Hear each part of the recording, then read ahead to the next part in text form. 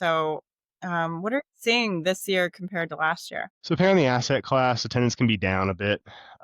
Real estate, I think people aren't quite there with enthusiasm, which might mean it's the time to get in. When things aren't done, going well, maybe that's the time to start investing. But I do think attendance is down a little bit across real estate investments.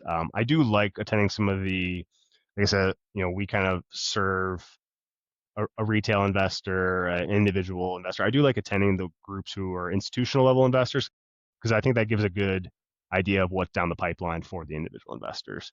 The institutions tend to set the trends and figure out what's good first. And then within 6 to 12 months, we start seeing that trickle down into the individual investors and the advisor channels and everything else. So I attend those events as well. But yeah, attendance is kind of down.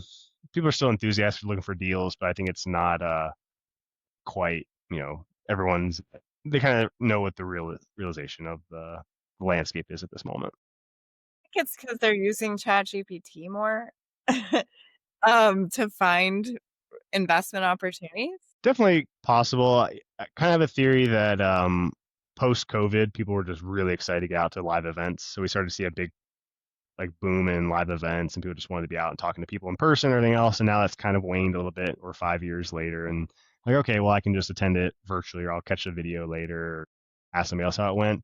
So that could be part of it too. But we'll see. I'm intrigued to see what the rest of the year looks like. We do attend, like I said, a lot of real estate note groups, private equity groups as well. So, you know, but the trend has kind of been a little bit of less people attending the larger events. But I do think regional events are doing really well. I think people are maybe just more willing to travel in their regions versus going to across the country to attend a live event. Yeah, definitely. Quick question on precious metals. Again, just curious. Gold has done remarkably well. Silver has done too. Just how has this year been seen significant inflow of capital in precious metals? Are people taking some chips off the table now? You obviously see market correction, crypto correction. I mean, as we're recording this, gold is holding up. Maybe that's the real, true, only hedge against volatility and uncertainty. I think gold it's not really been ever a hedge against inflation. Although people call it a hedge against inflation, it's been a hedge against volatility and uncertainty and market instability and world instability. But what are you seeing now? I'm just curious. It's done so remarkably well. It's probably beat most of other asset classes, and kind of just curious what's happening